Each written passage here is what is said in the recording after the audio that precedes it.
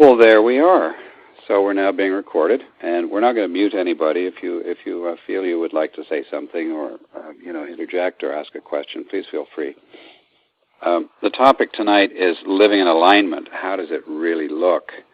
And I sort of thought we'd, in a sense, I suppose, of this 6-part series, it may well be a roundup. So I may refer to different parts of the exploration so far. And as I've said to someone, that it's a shift. And sometimes the shift itself, and you indeed, each of you may experience this from time to time when you actually begin to shift or even recognize that you're shifting into the higher aspect of self. There tends to be an opening. It's rather like you're in a comfortable blanket and someone takes the blankets off and you're inside this huge balloon. And you can see a 360-degree arrangement of topics or points of consciousness, or just your vista opens up, and as you focus on something, you begin to shift into your soul aspect. You begin to shift into a much broader perspective of what's available. And I feel this too, because I'm going through the same thing that everyone else is going through. I'm not light years ahead, and so as I began my shift, it was very gentle to begin with, and then Hazel would ask me further questions, and I would go, and then she would ask me a question, and then I would feel myself shifting into another space that was like, in a sense, a feeling of falling backwards like this. It's so awe-striking. There's so much available that you're not sure where to put your focus, or if you're going to be able to come back, or, is this going to alter you, or are you going to be lost? When it's all over, will Jonathan still exist? If I explore that, will I be able to come back? Will I still know myself? So that it's in a sense the shifting of identity between the little Jonathan and the very big Jonathan, as it would be for little Lawrence, big Lawrence, small Paul, big Paul, little Christine. And I would bring us back to, I'm not sure if we talked about this, but Hazel had an experience where we were riding, it was a beautiful day, we were riding our big scooter down the highway up around Lake Simcoe, Sutton. It was in the fall. It was one of those perfect days where the temperature is perfect. The sun was there. It's not blinding you. It's just a lovely day. And she was sitting on the back of the bike. And I'm driving. I'm doing my thing. She's sitting back there. I said, well, I wonder what it would be like. I wonder what my soul would think of being on a motorcycle. And, Hazel, she'll relay this to you. It's her experience. Well, it was just a thought. It was such a beautiful day, and I just had this question. I wonder what my soul thinks to this. And instantly, I became my soul. I was my soul. There was no separation. And it kind of shocked me. And in the shock, of course, I ruined the connection. However, that being said, it was then very easy for me to get that connection back, and I started doing it in very, very small things that I would be doing around the house. If I'd be, whatever it was I was doing, I'd be like, I wonder if my soul likes that, and I would feel that shift, and then it just becomes really easy. You kind of meet in the middle, and I'm still here as little Hazel, but then my soul is also getting the experience of whatever I'm doing, and I'm getting the connection with my soul. So it's very much of a slight shift. Very yeah, slight. And we were doing work at the beginning, and we'd ask a question. They'd say, well, it's just a slight shift, like just shift your focus. We didn't know what they were talking about. It's like, what are they saying? This doesn't make any sense at all. And then all of a sudden, in Hazel's case, just like that, she started to experience the shift. It wasn't planned, and No. these things never are, of course. It just happened. And so we suggest to people, when you get home from your bubble, have a look in the mirror. Have a look in the mirror. Look at your face. Look into your eyes. Do you see someone else looking out at you? It's you, but is it really the you that you've identified with? Or is it a much larger perspective? Is it like, whoa, there's somebody else here. Feels like me. Doesn't feel like somebody else. But it's actually looking back at me. And so many people have experienced this. And we also say, well, souls, where they are, they don't really, we're independent of them, and so they don't get this, they don't get to brush their teeth. They leave that to us. They don't get to tie the shoelaces. They don't get to make chocolate chip cookies. And so during the engagement in the day, when you're engaged in some way, in a sense, just shift the focus from, I wonder what my soul thinks. I wonder, how would my soul feel about this? And then it'll begin to happen. It just begins to happen. And it's exactly as they said. It's a shift. And I don't know any other way to suggest. It's really just a shift in focus. Well, now, we've gone through what the egoic position is, and that the ego, who would be Jonathan or Paul or Christine, Lawrence, Hazel, there's the egoic portion of us who always chooses, and that is the one whose right it is to choose. It's the personality, and personality takes precedence. Personality and the egoic self is the captain of the ship. And it is nonetheless the ego's determination what it wishes to do. That's the direction the ship of state goes. If you pull the rudder to the right, the ship goes. If you pull the rudder to starboard, the boat goes to port. If you pull it to port, the boat goes to starboard. And it's a very small shift, essentially by intention. Now, I remember having an airplane that I used to fly, and it was so delicate that I would think left, and it would go left. I would think right, it would go right. I know a Spitfire pilot from the Battle of Britain flew in the plane, and he said, "This is just like a Spitfire. It's exactly like flying the Spits." So the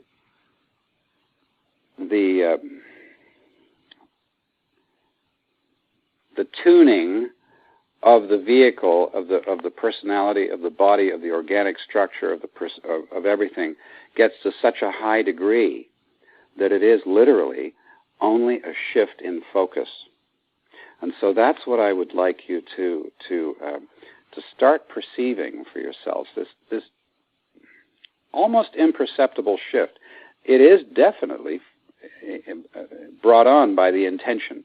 I am going to intend, my intention is to put my shift and my focus on my soul.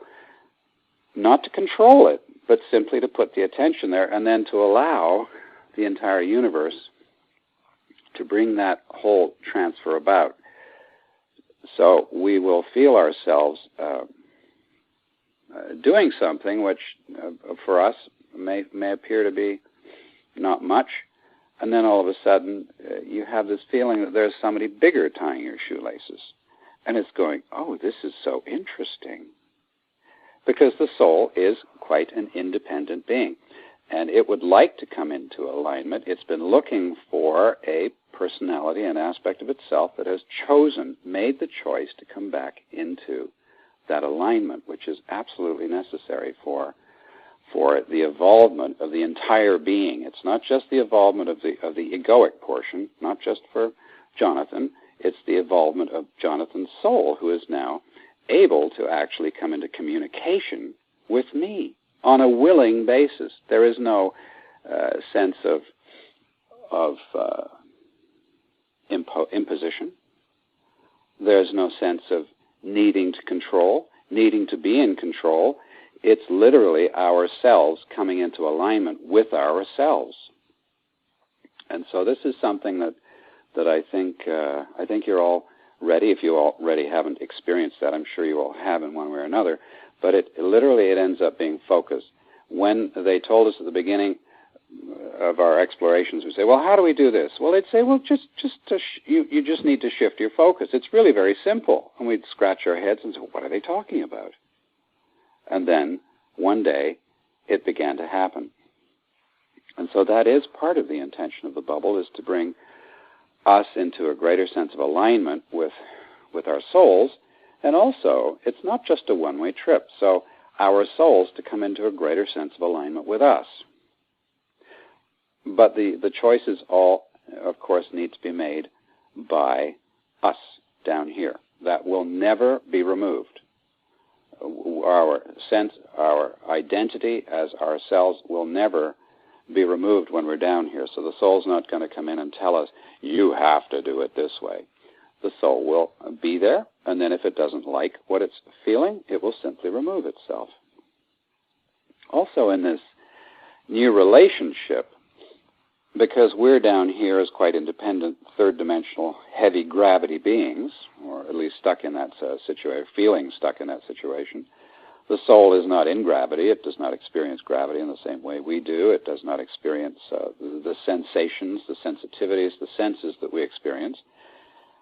And so it has a completely different perspective. So we do not only learn about the soul, but the soul learns about us. And so there's a give and take. There's not even a give and take. There's simply a loving giving on both parts. So as that relationship comes into greater harmony, we feel a greater love for the larger aspect of ourselves. We feel that natural sense of awe and sacredness to our own life force. And our own life force answers us back. So it's not a one-way thing. It's not just we learn more about the soul, but the soul learns more about what it is to be human and what it is to experience the human situation. Now, an improperly aspected or completely out of alignment personality is not the right place for the soul to be. So they will not come in if someone is not comfortable to be with. If they're contentious, if they're having arguments, if they're fighting with everyone, if they're attempting to overcome or force other beings, the soul will not be present during those times. It's just not appropriate. It's like you don't walk into the middle of a dogfight. That would be silly. And so the soul, it's just not the soul's nature to be there. So if for instance, we're six-dimensional souls, and in your cases, I would say you are all six-dimensional souls, Lawrence, Christine, and Paul, you are six-dimensional souls. And so there's a six-dimensional perspective on things, and each of you will begin to open up to a much broader understanding of self, a greater remembering of what you already know deeply within inside. It will come up in impulse. It will come up in gentle waves. It may come up in sharp spikes, but you begin to open to what's actually available there. And on the other hand, the soul also begins to understand much more about you. So that it is all comes together because of love, because of the force of love, not the force, the glory, and the power of love. There's no way to explain it other than it becomes a deeply, intensely self-generating fulfillment of this relationship of love for another. And so when we love, love is always in relationship to another. It is a force and a power that is always in relationship to another being, another aspect. And so when we talk about love, self-love, it's the personality coming into resonance with the higher aspect, and there's also the higher aspect coming into a greater resonance with us too. So it is a deeply compellingly loving relationship between our higher self, which in our case, in all of our cases, is directly the soul, each of our souls. The high self is another level altogether. But that relationship, there's a loving relationship that forms. And out of that loving relationship, there's also a new being who comes. And that being is in a sense, has never existed before. It's never existed before, not only here, but it's never really existed anywhere in consciousness. So this is a new creation, and we are becoming a hybrid being, one who has never been.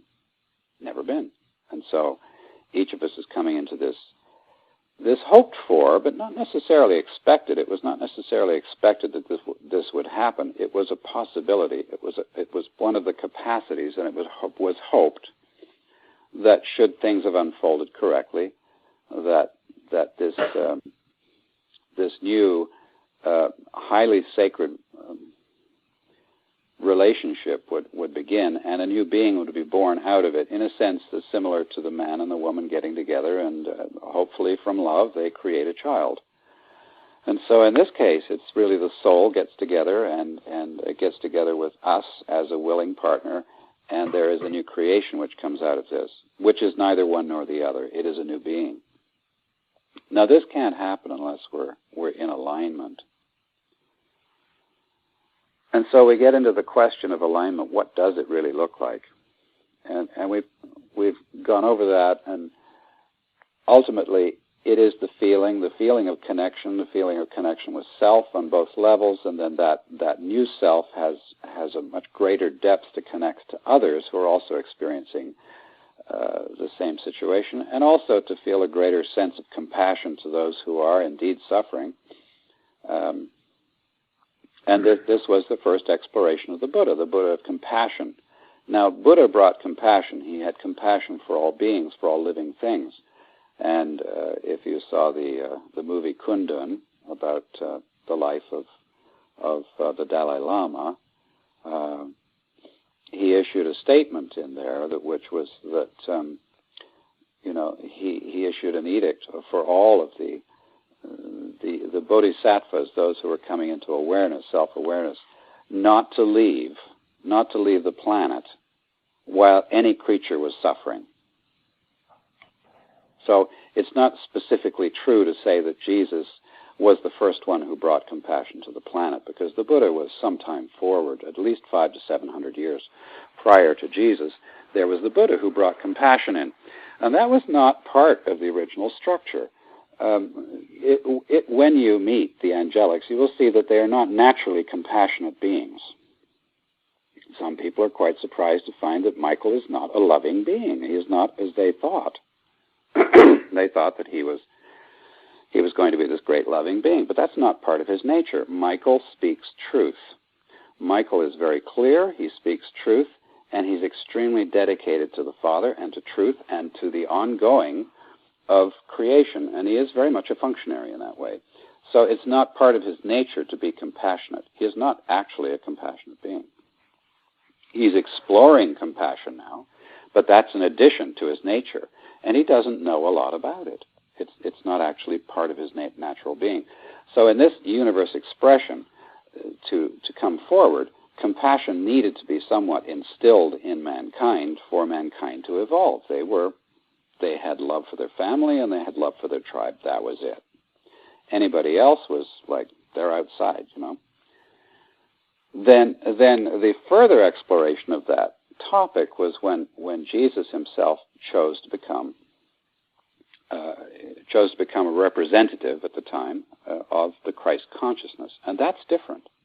Compassion is a condition of the heart. It's a condition of the being. It is one in which one is filled with compassion. But you'll also notice that the Buddhist monks pretty much tended to stay inside. They do their thing.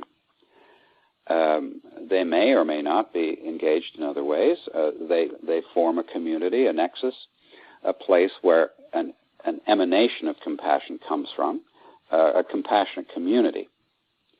But in explorations and discussions with Jesus, he informed me of something that I really was not aware of, and he said aspects of the Christ consciousness, and I said, well, what aspects are there? And he said, well, first of all, there's the compassionate heart. Now that would be what one would adhere to. So they're very similar to the Buddhist Buddhist precepts. And so compassion comes through there. And he said, secondly, there are three aspects. He said, secondly, to come into, to be the best that you can be in every possible moment. So there's another aspect. Well, that's not part of necessarily part of the Buddhist teachings. You may come there, you may not come there. But to be the best that you can be in every moment, in every decision, in every moment, the best that you can be in that moment. And then thirdly, when you have come through those two other aspects, then you are ready for service, and then to enter into service. And so we see Jesus, of course, entering into the service of mankind. And so that's the Christ consciousness. And he did such a fine job that he is the Christ consciousness. He showed what it was to be a master in the most difficult, trying, and life-threatening situations. Where they spat on him, he loved them. He had compassion for them. Where they stuck a spear in his side, he said, "Father, forgive them, for they do not know. They don't know what they're doing. If they knew what they were doing, they would not do this." He forgave the Sanhedrin and the high priests for having put him where he was. He forgave all of those who were with him literally to his dying breath.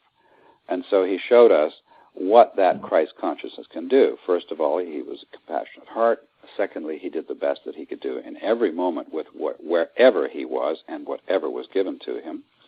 And thirdly, he entered into the service of others. And so that is the with those precepts in mind, the compassion is not necessarily the easiest thing for the human nature to come into resonance with. It's not natural to the human to be compassionate in that way. Certainly for families and most of us, not for self for sure, but for others we perceive as less fortunate than ourselves, compassion is much easier. But as we come into that resonance with being the best that we can be, then we enter into service. But as we've gone through before, nurture is more understandable. The creature, love for creature, is more understandable. The natural aspect of a beaver, of a mother love of a beaver for its kits, or of a kitten for its kittens, or a mare for its foal. These are nurturing. These are human. Humans are more in that animal line where it's just a natural, almost instinctual. It's just the way we are to those who are close to us.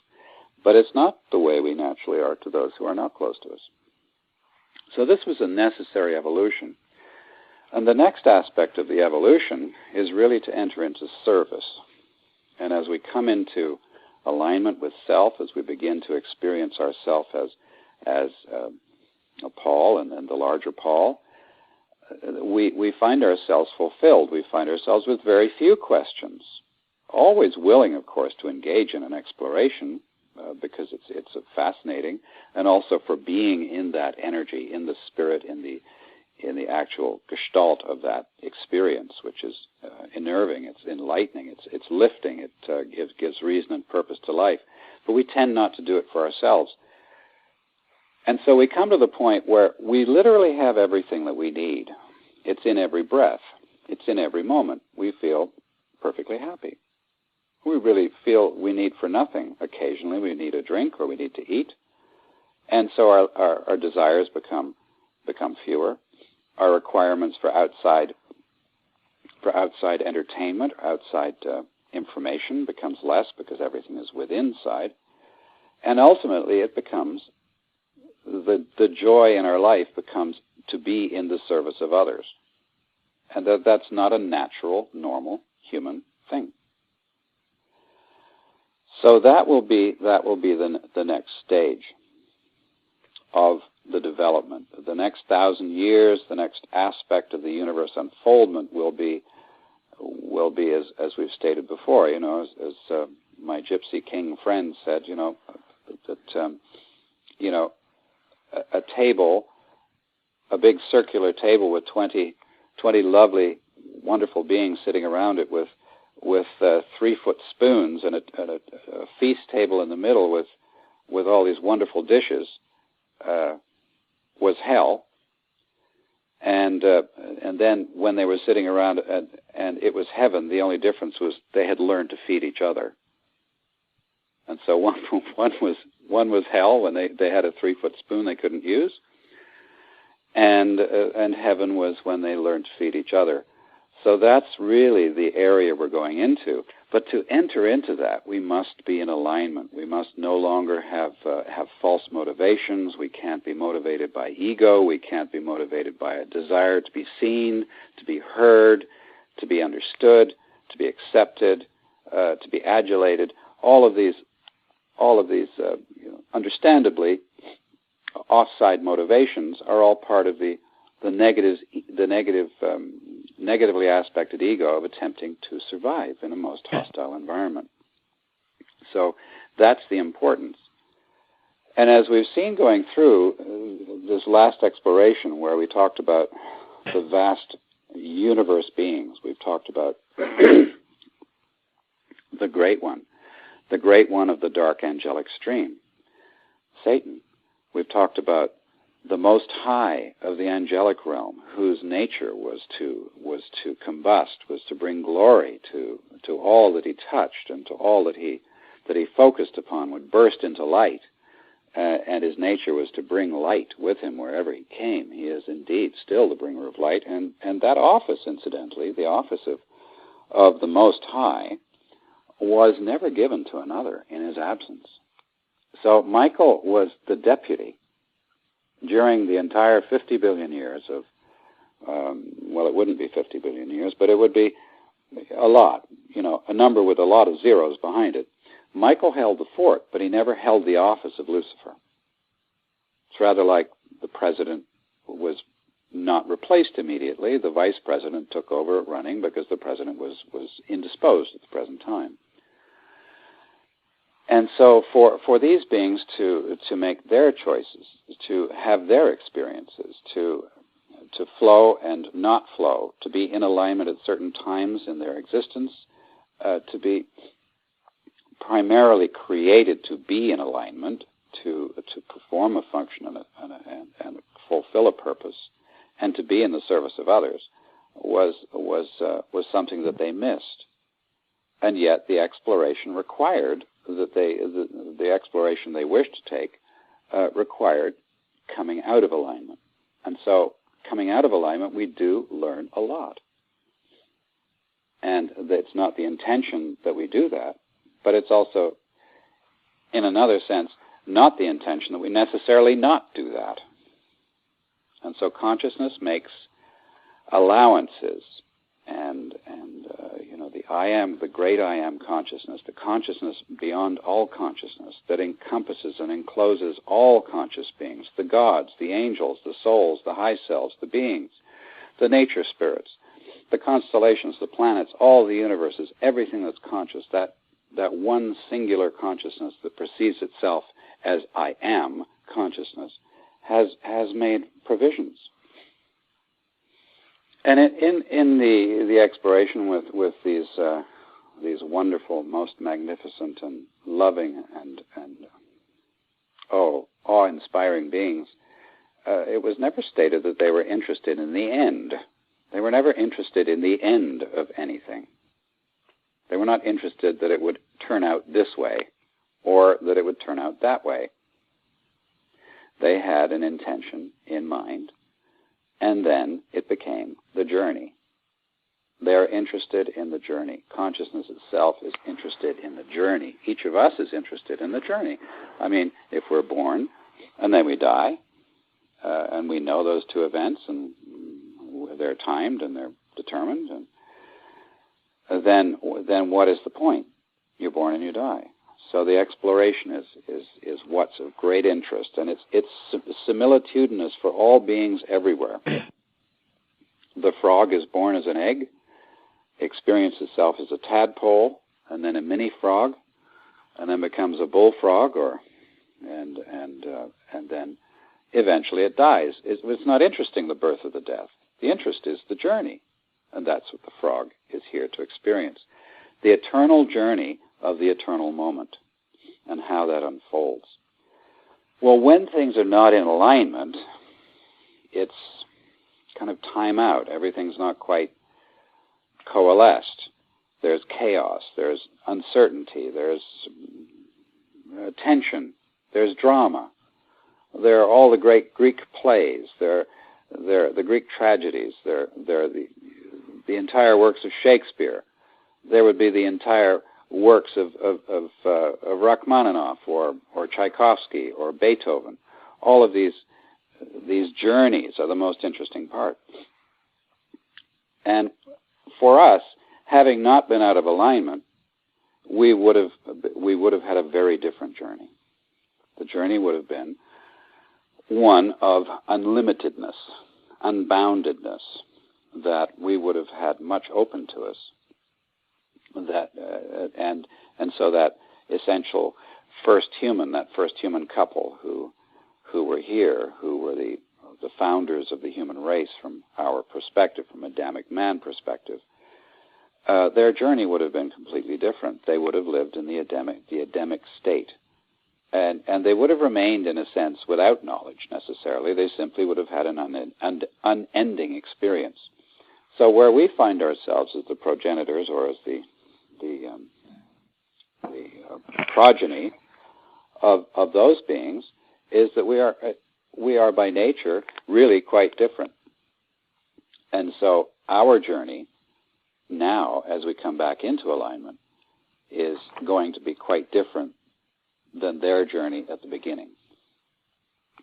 When I was a goldsmith, I spent 3 years goldsmithing, and I made a lot of trinkets and jewelry, and I used to cast my own gold and silver, and I found there were some wonderful aspects of goldsmithing, and the alchemist is alchemy is really the spiritual aspect of changing materials, base materials to higher materials.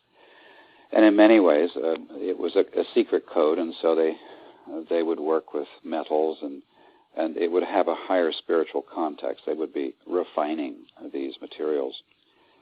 And if you take gold from the mill, if you dig it from the ground and it's refined and it comes to you in a bar, and the bar is 99.999 fine. So it's never 100% fine. Even from the refinery, when the bar is 24 karat pure gold, it's never 100% pure.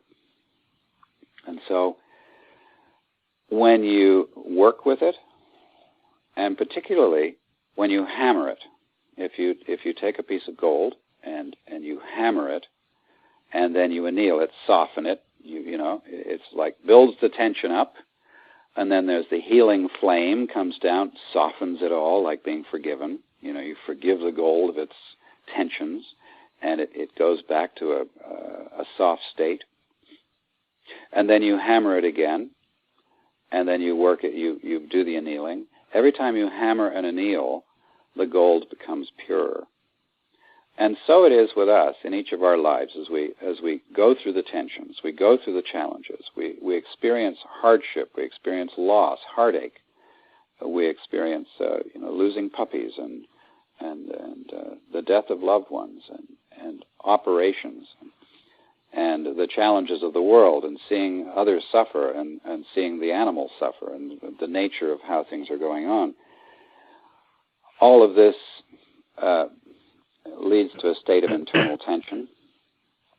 And then as we come into a spiritual experience, as we're having here, as we're in this state, there's a softening. There's an annealing process that happens when we have these spiritual experiences. And change only comes by the spiritual experience. So that you could call the spiritual experience the flame of God, the flame of the truth. Whatever level we come to, it's greater than the truth that we experience in our day-to-day, round-the-house life. And so each one of those has a tendency to purify us and bring us closer to that 100% mark. And so being out of alignment for all of those years has provided us with experiences that are really have led us to become a being who was not actually part of the original intention. And so now we're coming back into that, and we're experiencing the tension. We're experiencing greater aspects of the flame of spirit, of the heat of the spirit on us, of spiritual experience, of opening to truth, of all of these things. And each time we're slightly more purified. We have slightly more knowledge. We're able to shift easier. We're able to perceive ourselves as both not only a spiritual being or not only a physical being, but both. And that was the original intention. And it was in the case of Adam and Eve in the garden. They were spiritual beings who were completely encased in flesh. They had never lost the connection, as we've talked about before. So they never lost that connection, so they could shift. Oh, Father's talking to me. Okay, so what's up, Father? And he would have a conversation, and then they would go back to work. So we're coming back into that. But through all of the challenges and the vicissitudes of difficult lives, and each of those lives being completely unique to ourselves, and completely instructive, sometimes only for ourselves, we move to a greater sense of purity. And so it's being in alignment, living in alignment, that has brought us closer to the purity of self, the purity of being 100% all the time, whoever we are, most appropriate for that moment. So if we need to tie our shoelaces, I can tie my shoelaces. If we need to clean out the toilet, hey, I can clean out the toilet. And guess what? My soul may never have cleaned a toilet before. It might find it quite interesting. So as we're doing the most mundane, silly tasks that we think, oh my gosh, I've got to do the dishes again. Well, that little shift in focus, that minor shift, I wonder what my soul thinks of this. Presto. There it is. And so it becomes this wonderful melding, literally this new being. Where we were last week, we sort of got to where the angelics were out of alignment, and one of the great houses of creation in this universe is not in alignment with itself, and so if that had actually continued, the old saying, a house divided against itself will fall. And so they have often stated, humans really do think they're a lot more important than they are. Not that they're not important, but they're certainly not as important as they think they are. This universe is old. It's existed for a very long time. It's been the site of innumerable, infinite number of experiences and experiments with multiple life forms, all in different perspective. But had the angelics not been in alignment, there was really not much hope. And the angelics not being in alignment, there was also, you might say, a wedge in the door for other beings to come in. There was no solidarity.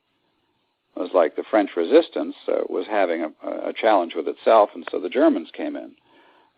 And the same pattern has existed around the world. So sorry? Somebody else, or? That's okay. Sorry? Okay. We'll just keep going here. So in that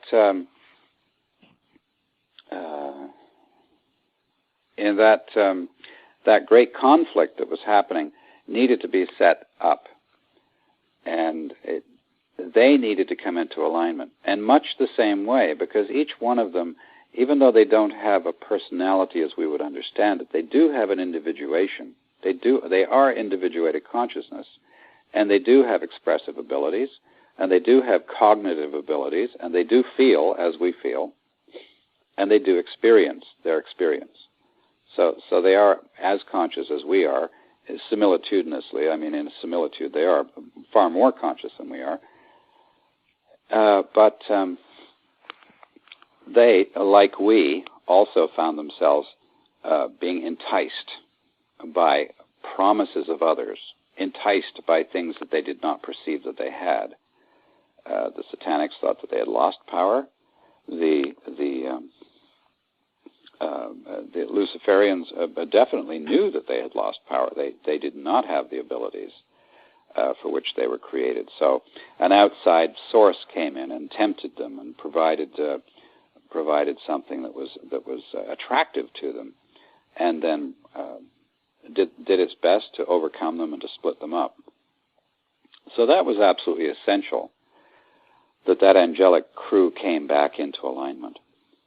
And anything of a universe nature that needs to be adjusted always has the assistance of a Melchizedek, whose natural inclination would be to work with that aspect of creation. Each of you, as a six-dimensional being, have experienced Melchizedek, not necessarily here, but you have experienced it because you're travelers. And there are Melchizedek beings in groups, each individual, who are continually engaging in exploration, because that's indeed what they like to do. They like to explore. And so when you're in the sixth dimension, there are Melchizedeks also who are engaging in six-dimensional exploration. And there are those engaged when you move from sixth to third, that's descending, you see. And so when you descend to third, you would have instruction by a Melchizedek who would tell you how it was. Rather like if you were going to Italy for the first time, somebody walks up and they're a tour guide, and they're going to guide you into the culture of Italy. Or you have a good friend who's lived there for a number of years. He speaks your language, you understand him, but he also understands the Italian culture. So he helps you because he's been there. So there are those who are descending, and then there are those who are helping those who are coming back from the third dimension to or are going to go up a dimension. So as the human evolves, they're going to meet Melchizedeks on the next level, on the fourth dimensional level. As they begin their ascension to the fifth, all fifth dimensional beings are quite aware of the Melchizedeks. And every conscious being in the universe is very happy to work with them wherever they come, because they're trusted servants. They always give them the truth, and they always tell them the way it is, and they tell it in the most loving way. So there are those engaged with descending beings coming down through dimensions. As you shift a dimension, there is someone there who's Melchizedek, who you would come into resonance with, and they would assist you in learning what it is about the new place that you're coming to. If you're going up through the dimensions, if you're fourth going to fifth, again, you're going to come across a Melchizedek, and they're the ascenders. They work on the ascending area. Is that you, Paul, coming back? Yes, it is. Okay. So that's the nature there. And then each of the lines, each of the lineages, each of these lineages has truck. They have correspondence. They have meaningful correspondence with Melchizedeks, who are like the great universe wise ones. They come in and they assist anyone who's making a change somewhere. They also assist in the evolution of a species or beings who are going to make an evolvement of a great leap, and they're going to need assistance from outside. Well, this is the time right now we're talking. We're all living it. This is the time when when the next major leap in the evolution of a planet, not only a planet, but a species, a gubernatorial species. For you remember, Adam and Eve were given stewardship over the whole earth. They were given this as a garden. It was created for them. Everything of the garden was given to them to be useful, and they were supposed to take care of it and to love it and to have joy. and to fulfill the measure of their own creation. And so every time there's a major shift, there needs to be an input from a higher level. There has to be, there's the box, and the box has everything inside it. But if everything is just inside the box, it'll just continue the way it is. If it's going to break the bounds of the box, then the information has to come in spiritual form from outside the box. So every time there's been a great major shift in consciousness, certainly in a spiritual sense, in consciousness, the evolvement of the being of the species, there has to be the input from the higher level. Now, if you would know, being musicians, you know that by yourself you can only get to a certain point. And so what do? You seek out the teacher who comes with the highest recommendation and who is most suited to you moving forward. Hopefully you find one who has the right temperament, one who's kind to you, one who fulfills your need, your personal need for expansion, for moving forward in your own understanding. And so when it comes to a certain evolutionary point, then presto, a Melchizedek will come in to deliver a message from a higher level. And it's not important that people get the entire message. What's important is they begin to open up to self. They begin to open up to, oh, there is more here. Oh, my goodness, I didn't know it was like that. Isn't that interesting? Well, my God, I don't know what the guy said, but I know what he said was true. And I experienced a different level of self. So this is about coming into alignment, and for someone to come into alignment, they have to be what? Open and willing. And that's how the entire evolutionary chain happens, because at some point, people are open and willing to move forward. And it may not be the entire species. It may only be a very small portion of the species. Scientific information, when there needs to be a jump forward in scientific information, Melchizedeks don't come down for scientific information. When that happens, you get a fifth-dimensional being like Mr. Tesla. You've got, on the one side, you have Edison. You have Thomas Edison, who was inventive, and he called the junk pile inventor. And so for developing a light bulb, Thomas Edison simply went through the junk pile and came out with 3,000 different elements. And so he made 3,000 different light bulbs. And by comparison to what was already in the box of experience, he came up with the perfect light bulb. He tried what he had. Then you have a man of the nature of Tesla, who in a 30-day period patented with the U.S. Patent Office 42 different electrical inventions in the Patent Office and 42 different patents in the Patent Office that are still almost unchanged the entire electrical grid that we experience today. He did this inside his head. He would walk through each one of his inventions in the fourth or the fifth dimensional space where he was quite capable of going, being that kind of a being, experienced it, and would then give the entire declaration to his draftsperson, who would then draft the device. It would be made by his machinist, and it would work the first time.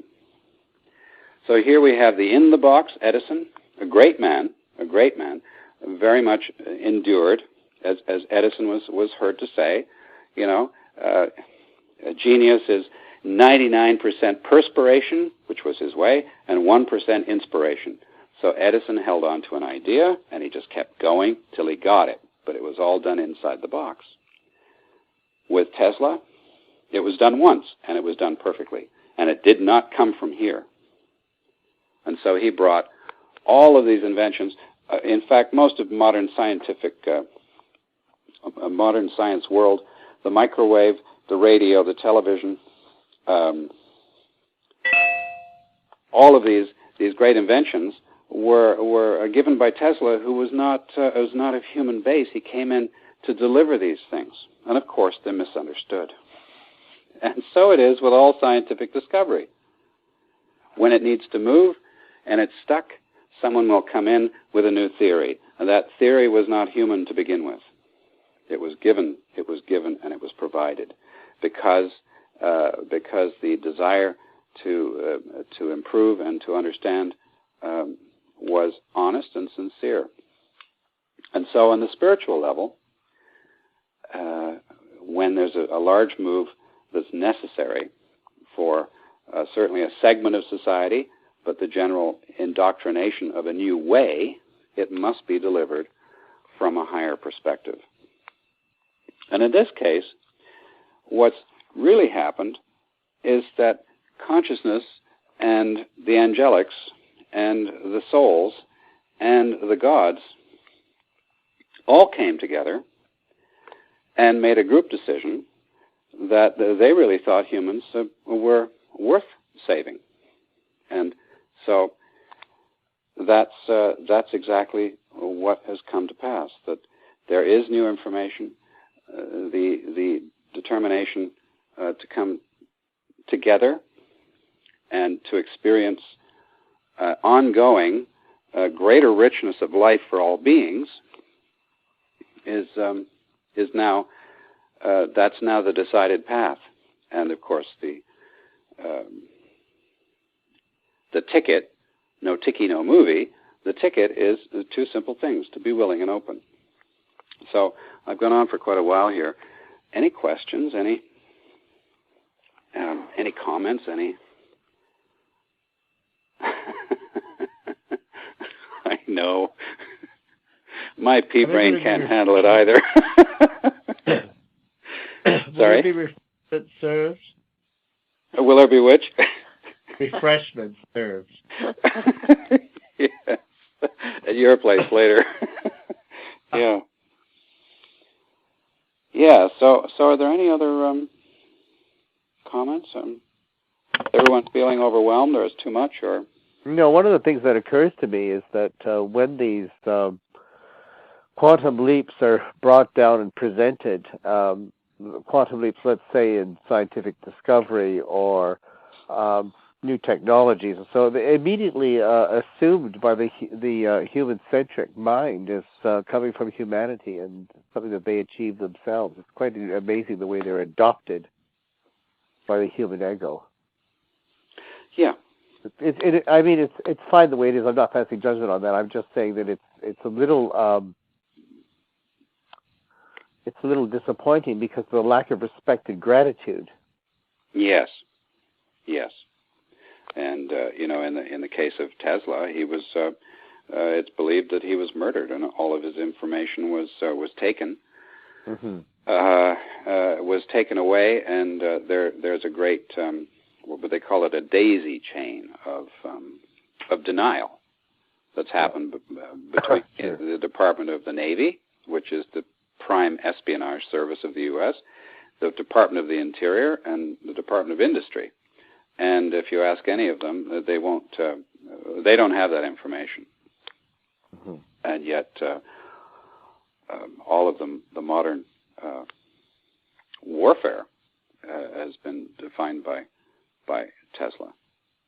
So he's still with us, even 100 years after his death. Not quite 100, but 80 years after his death. And he died being literally in poverty. He was kept in a hotel room. So such it is. That is the normal the normal course of events. To bite the hand that feeds you. It's unfortunately a normal course of events. But I have no intention of being put on a cross, and I have no intention of being killed or suffering as a result of any of this. And I hope none of you do either, because that's over. We ain't doing that no more. We're not doing that. Any questions, Paul?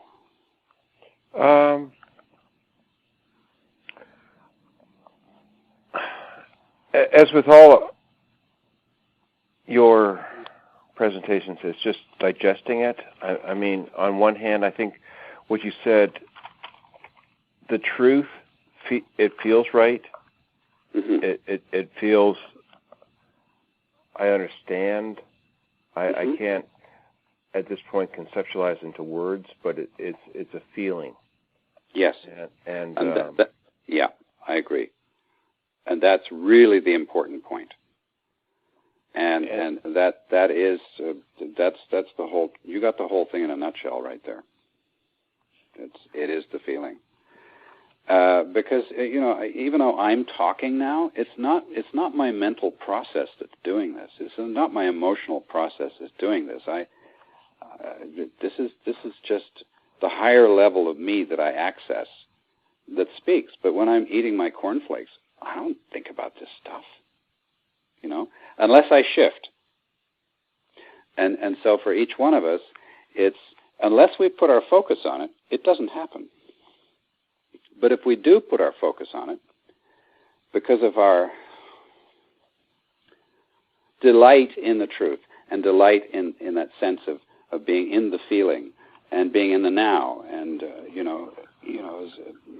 you love Eckhart Tolle, Lawrence, and it's that happiness. And as God said when he described where people should be looking for, he said, I would describe it, he said, people should be looking for Lawrence's happy place. So, and it is. It's a very simple thing, and it's not easy. Simple is not easy, as you both know, as you all know, as we all know. Certainly in music, it's not easy. And I'm no musician. But that's it. And so we begin to come into resonance with higher awareness of self. And in this whole shift, our identity of self begins to expand. And so I don't just think of myself as Jonathan. I'm Jonathan, and I'm more than Jonathan. I'm Jonathan, and I'm becoming Jonathan and my soul. And also there's the shift of my soul is becoming me, not as an independent being, but as an interdependent being. But it's the same. It's like being in love with yourself in a sense, which is the proper place for any loving relationship to come from. So yes, it is extremely difficult to elucidate. It's very, very challenging to talk about these things, and I can't stress enough that Hazel and I were engaged in these discussions for many years, and part of my writing the book was so that I could understand and put it into some kind of, okay, it goes 1, 2, 3, 4, 5, because a lot of it is so tenuous and so difficult to put in. There is no frame of reference. And for truth, in a sense, in the human sense, the larger truth, there's very little frame of reference aside from the great wisdom teachings, or the principles that are taught in the religions, which are the carriers of that of the wisdom teachings of these knowledge schools. There is wisdom in all of them. Otherwise, you could not attract moths would not fly if there were no light there. But each one attracts a different species of moth. So, but I think it is important specifically to spend more time in that and to recognize that I can't simplify it or make it any clearer than saying it is a shift. It's a shift in focus. And the shift in focus becomes clearer as we find ourselves with fewer issues. There nothing. The blinds go down. The drapes are drawn, and the sun is shining. So resistance is the glue that holds these things in place, and that is what determines how much someone comes into alignment. Is really resistance is the major. And of course, with resistance comes judgment and control issues and all of those things. So to let those... are you thinking something, Hazel? Yeah. So I think... is that satisfactory? Is everybody sort of... Wonderful. Had enough? Wonderful. We'll continue. I'll just cut the recording off, and then we'll just continue with chat. Is that okay? Sure. Okay. I'll just be back in a second.